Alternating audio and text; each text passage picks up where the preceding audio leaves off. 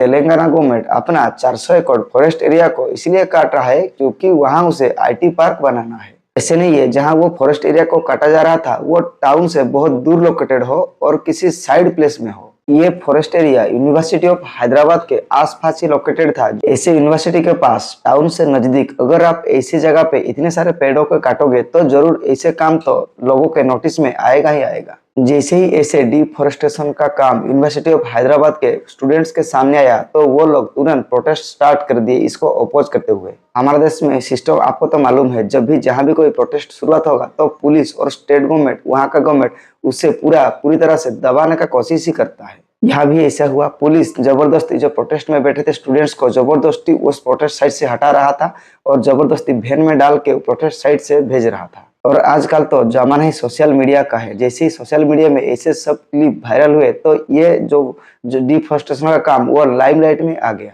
जैसे ये खबर सबको पता चल गया, ये न्यूज जैसे धीरे धीरे स्प्रेड हो गया तो अपोजिशन वाले भी अपना आवाज उठाने लगे इसके अपोज में।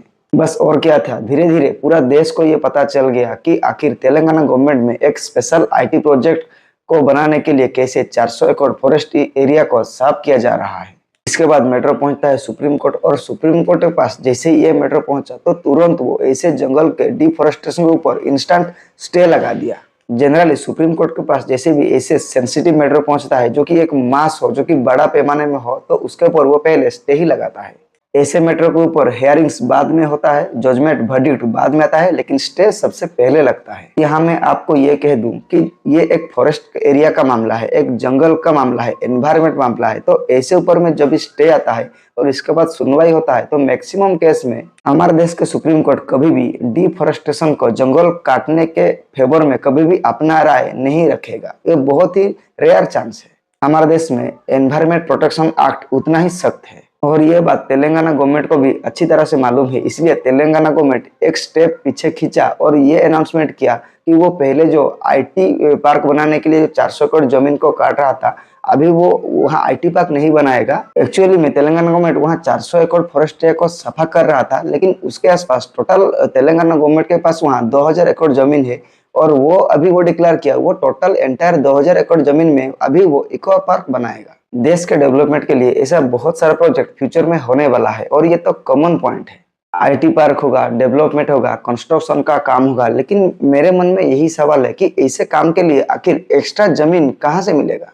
ऐसे प्रोजेक्ट का होना भी हमारे देश के लिए मैंडेटरी है, लेकिन यही सवाल है कि ऐसे जमीन हम किस जमीन में ये सब को प्लान करें। एक बात तो पूरा क्लियर है, जब भी ऐसे प्रोजेक्ट के लिए जमीन चाहिए और ऐसे बड़ा जमीन जहां भी एलोकेट किया जाएगा कि वहां पे एस्टेब्लिश होगा तो एनवायरमेंट का नुकसान तो 100% तय है। अगर हम ऐसे बड़े बड़े प्रोजेक्ट को किसी बड़ा प्लेन एरिया में जहाँ एग्रीकल्चर होता है, कल्टीवेशन होता है, उस जगह प्लान करें तो ये भी एनवायरमेंट का नुकसान हुआ, एग्रीकल्चर डाउन हुआ। अगर हम किसी नदी के किनारे ये भी प्लान करें रेत में तो वहाँ वाटर का प्रॉब्लम हुआ। ऐसे प्रोजेक्ट को टाउन के बीचों बीच करना इतना बड़ा एरिया में वो भी नामुमकिन है। इसलिए ये बात क्लियर है कि जब भी ऐसे प्रोजेक्ट होगा तो एनवायरमेंट का नुकसान 100% है, लेकिन ऐसे डिफॉरेस्टेशन अगर किया जाता है, इतना मास एरिया में पेड़ों को काटा जाता है, वो तो डायरेक्टली एनवायरमेंटल को हार्मफुल होता है। फ्यूचर में ऐसे प्रोजेक्ट के बारे में सोचोगे तो आप ये मन में कंफर्म हो जाओ कि कहीं ना कहीं एनवायरमेंटल तो हार्मफुल होगा, वो किस जगह होगा वो दूसरा बात है। ऐसे ये डिफॉरेस्टेशन का काम, जंगल काटने का काम लाइमलाइट में आया तो अपोजिशन वाले वीडियो क्लिप शेयर करना शुरू कर दिए।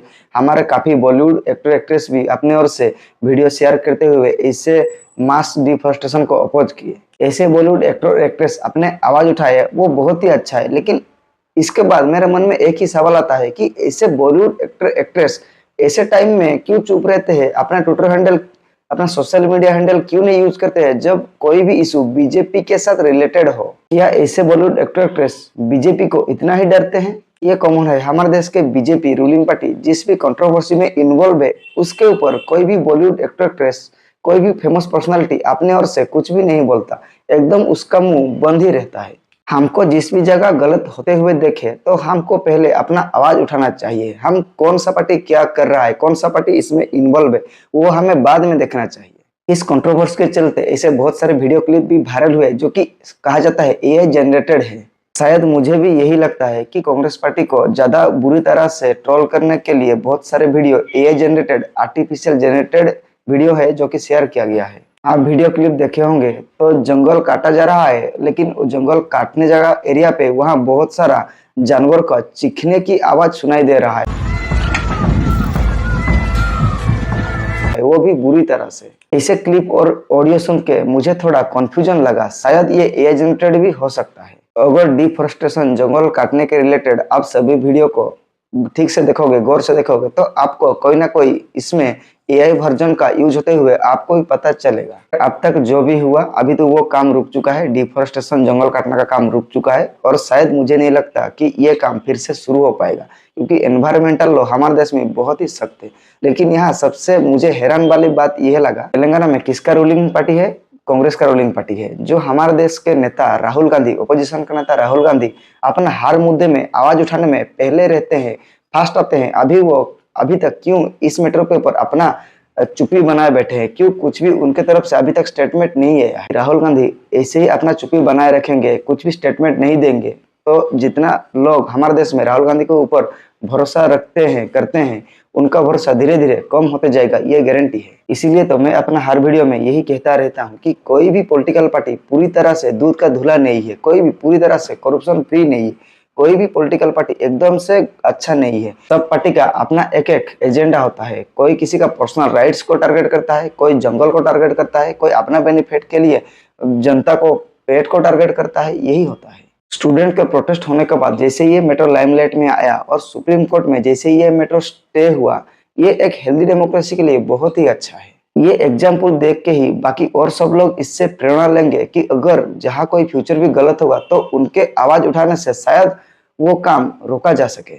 ऐसे मैटर बहुत ही ज्यादा पॉजिटिव इम्पैक्ट डालता है हमारा स्मूथ डेमोक्रेसी के लिए। आप जब भी जहाँ पर भी गलत होते हुए देखोगे तो सबसे पहले अपना आवाज उठाओ, ऑर्गेनाइज तरफ से प्रोटेस्ट करो। जितना ज्यादा होगा सोशल मीडिया पे इस इंसिडेंट को शेयर करो ताकि वो प्रॉपर जगह पहुंचे, और ट्राई करो जैसे इसमें हमारा जुडिशियरी सिस्टम अपने ओर से इन्वॉल्वमेंट में आए। बाकी आपको ऐसे डिफोरेस्टेशन, जंगल काटने के ऊपर, इस कंट्रोवर्सी के ऊपर क्या राय है, कमेंट बॉक्स में जरूर बताइए। And keep supporting me and do subscribe. Thank you.